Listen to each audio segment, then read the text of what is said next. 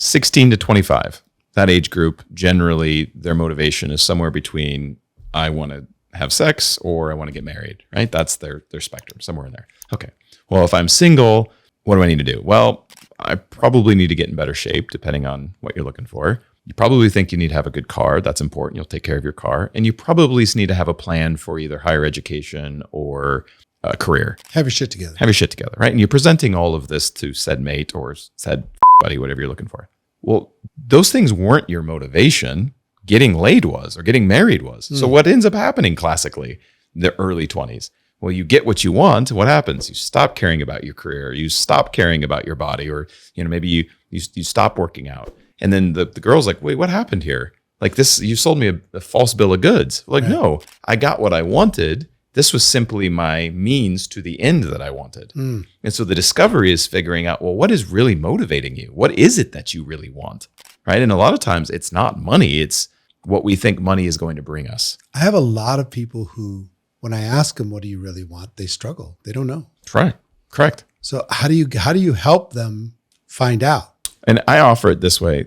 It's pretty normal early in life to not know. So what I look for I'm talking about midlife. I know. I'll go 30s, get there. 40s, 50s. And most of that happened because we get into our midlife. We generally follow the blueprint, right? It's ingrained in who we are. The American dream, which was sold hard, right? And so it's only when we get into our midlife that we start going, was that really what I wanted? And maybe you got all of it and you're like, well, I'm married. I have 2 kids, 2.5 cars, a boat, the house I want, but I still don't feel good. Like, is that what there is? Or they have big dreams, but in the meantime, they Right. do something that doesn't make them happy. Totally. And it makes them some money, pays the bills. And they kind of get stuck there. And then they get stuck. So the consciousness is like the pain now has gotten great enough that they're like, well, I'm doing what I was told to do, what society says I should do, but it's not fulfilling me, but I don't know what I really want.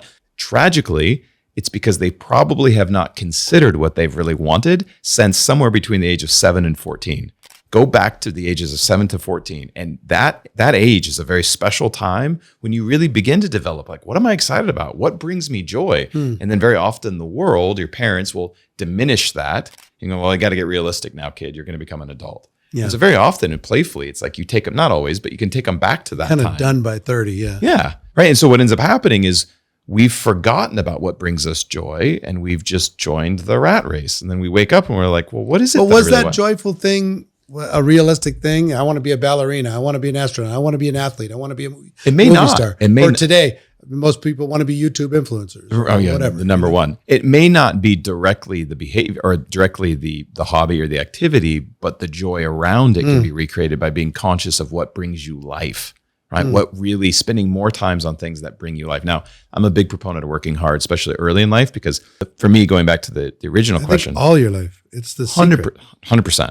But sometimes that can get extracted to think you should do something that makes you miserable. I'm not talking about the grind culture. Right, the hustle culture. But working hard, I think, is an important part of the existence, our existence. Of course. Like, or at least max optimizing for so much reward in it. Yeah, and for who we are, right? But so early life, I would say, put yourself in an environment where you're growing. To my students, I say, don't work for a paycheck, work for an education. Put yourself in an environment where you're growing, because then the seeds of greatness, whatever in you, have a place to come out. And then you get to figure out what your purpose is and who you are and what you want. But a lot of us haven't even taken the time to figure that out. And I don't think it's something you can force on someone.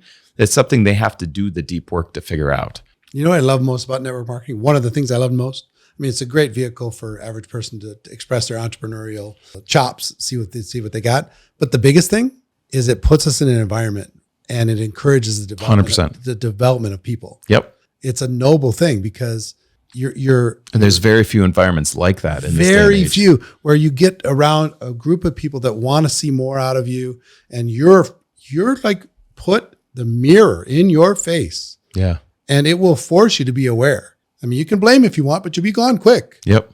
But if you're going to be around, you're going to have to be highly, highly self-aware in order to be able to figure out what's going to unlock the next level.